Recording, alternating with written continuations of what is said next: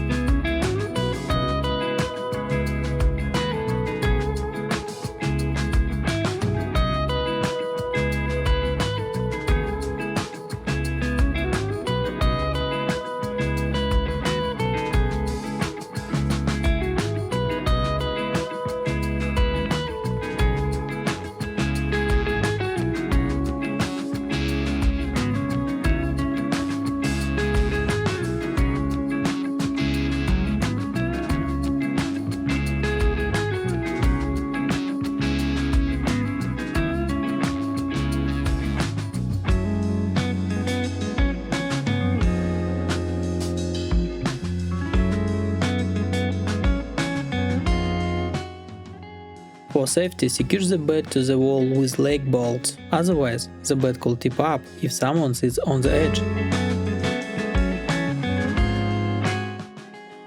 You can find links to the PDF plans and the 3D SketchUp model in the pinned comment. Thanks for watching. If you found this video helpful, please share it. See you in the next video.